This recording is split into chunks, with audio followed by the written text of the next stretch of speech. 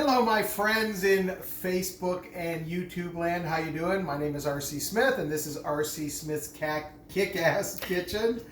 Oh my God, it's been raining for 2 hours and I've been drinking. Anyway, martini time was extended a little bit longer than normal tonight. Anyway, it's been a while since I've done a video, and people have been asking, where are your videos?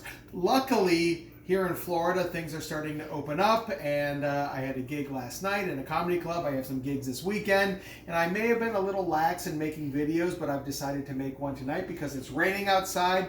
There was even hail in some parts of our neighborhood. But here I am in the house, and I was going to grill, but I'm going to do it in the house tonight. So normally I'm drinking a martini at this time, but tonight we're drinking a rosé, La Vielle Ferme. I think that's French. And the translation is the Old Farm. So it's the Old Farm. And look, you can tell it's a farm because it's got a picture of chickens on it. Anyway, you can have your reds and your whites. My favorite wine of all time is rosé. Down here in warm weather, we kind of drink rosé year-round. It doesn't have as a high alcohol content, and I think it goes perfect with any dish. So that's what we're drinking tonight. But here's what we're doing tonight. Instead of working on the grill outside, I am doing these beautiful ribeye steaks inside the house. They had a great sale today. Before you think that I've been making a lot of money and throwing around the cash to show how impressive I am, that's not happening at all. But they had a sale on boneless ribeye steaks at the store today. So I thought we were going to do the steaks on the grill, but because of the thunderstorms that are blowing through Southwest Florida, I'm going to do them in the house instead. So I have these beautiful boneless ribeye steaks. You see that they have like really nice marbling on it. And when I see pictures of people, when I see people posting pictures on social media of the steak dinners that they've had, they never look like restaurant quality steaks. They're always a little gray looking or a little pale. Maybe they have one or two lines from where they put them on the grill.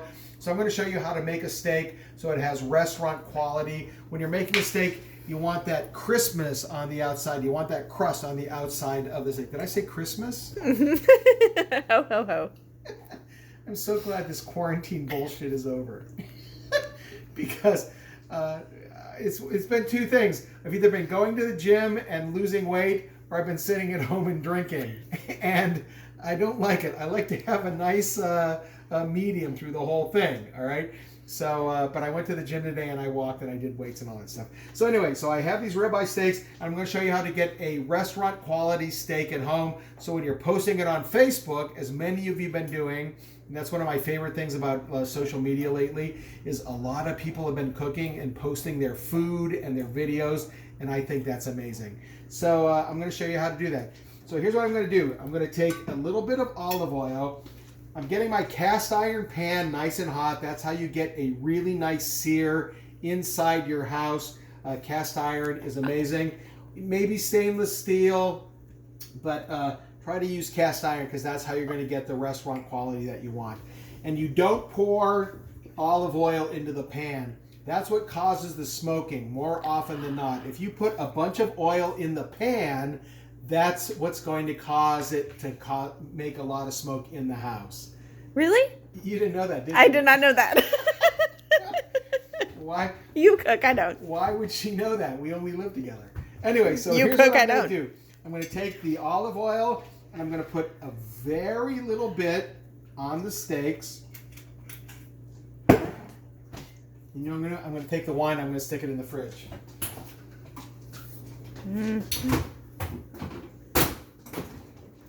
Because it needs to stay chilled. So I take the olive oil and I just rub it over the top of the steaks. And honestly, the thicker the steaks you can get, the better it is. If you're going to get really thin steaks, they're going to cook really, really fast, and you're probably not going to get the crust that you want. So luckily they were having a sale at the store today. So I put the olive oil just a little bit, and then I'm going to put what some people would probably consider a lot of salt. I'm using sea salt tonight. I either use a fine sea salt or a fine kosher salt. And then I'm going to put a bunch of black pepper on the steak. It's almost, I like my steaks so they're almost like an au poivre. which is basically steak with pepper. I got my pan smoking hot.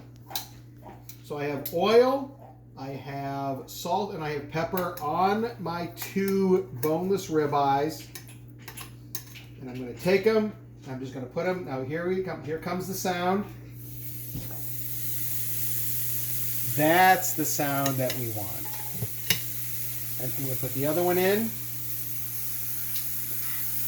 And then what I do is when they're in the pan, they're going to be in there for a couple of minutes. I'm going to take a little bit more oil and put it on. You want to put just enough to cover the steak. You don't want it to spill it over into the pan because that's what's going to cause the smoking. And you'll notice that right now there's no huge flames, there's no huge smoke. And then I take a little bit more of the salt. And honestly, this should be enough salt and pepper that you won't need to add any once this is being served. And you let that sit. I'm going to turn my flame up to high. Like I said, I always cook at a high heat. So I'm going to get these sit. So what I'm going to do is I'm going to let these sit for a couple of minutes to get that crisp on the outside. Patience is the way to go. You don't want to keep flipping the steaks over and over and over again because they're not going to get cooked. So I have a nice hot flame. It's actually an electric stove. There's no flame at all. But I have a lot of heat. When I moved to Florida, when I lived in New York, we had a gas stove, and that was great. And when I worked on the Chew, all the hosts that worked on the Chew were always complaining because we didn't have gas stoves. And they were like, oh, these are electric, and they had to sort of learn a whole new way of cooking. When I moved to Florida, I wasn't really aware that it was all electric stoves down here. If you want to have gas, you have to put in a pipeline, you have to put in propane. It's a lot of money, it's ridiculous. So we have an electric stove. Can you hear that? Can you smell it? It sounds like the way it should be cooking. Anyway, I'm cooking with electric now, and I've learned a whole different type of cooking. And for me, what works best is actually having a lot of heat, really, really high heat. So I'm going to let this cook for a few minutes. I'm going to take a break for about probably 2 minutes. And when I come back, I'm going to flip the steaks, and you're going to see what they look like. I'm glad you guys are hanging out. Thanks for watching. Hello, my friends. I'm back. Thanks for hanging out. So it's been about 3 or 4 minutes. The steaks have been cooking on one side. It's getting a little smoky in here, but you know what? If you're not smoking, you're not cooking. Right, so come on in here, get a real close look at this.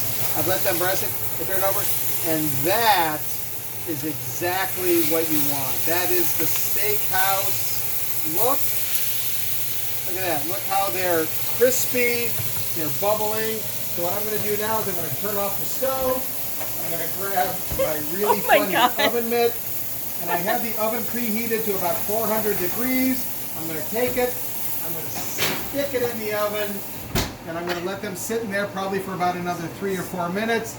It's hot, it's smoky, the fries are done, the dog is eating a bone, everybody's laughing and drinking. It's a party. It's chaos here at the Smith household. But you know what? It's not a party unless you're smoking up the place. Anyway, I'm going to let the steak cook probably for about another 4 or 5 minutes for a nice medium rare. And we'll see how it looks when we're done. This is a 3-part video. I'll see you in a few minutes. Thanks for hanging out.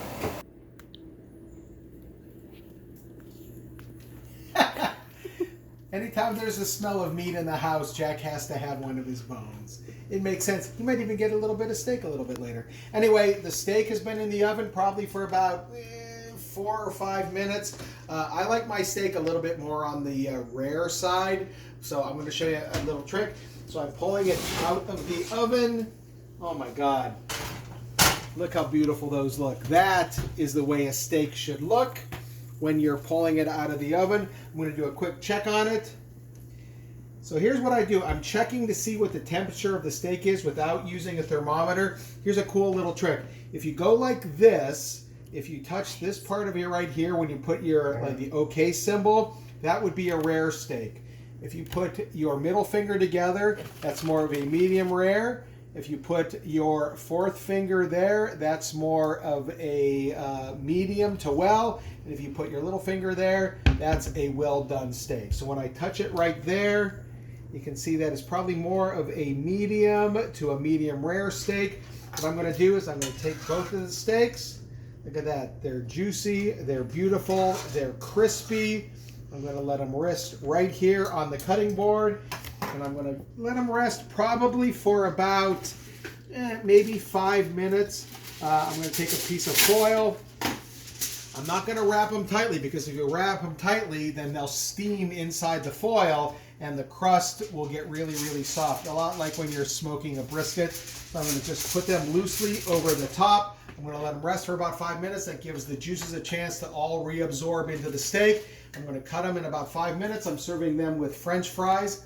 I bought the frozen French fries and put them in the oven and got them really crispy. Because honestly, making French fries from scratch is a pain in the ass. So I'm not going to do that, but we're doing steak frites tonight. A couple quick things. If you wanted to put a little bit of garlic butter on the steak at this point, if you wanted to dice up some rosemary or some oregano, you can even put breadcrumbs on it and put it underneath the broiler for a couple of minutes and do like a oregano. I'm not Italian. I just love Italians. So there's a bunch of different things, but tonight we're just doing steak frites, salt, pepper. I might put a little bit of butter. We're going to do A1 sauce because I really like steak sauce with my steak.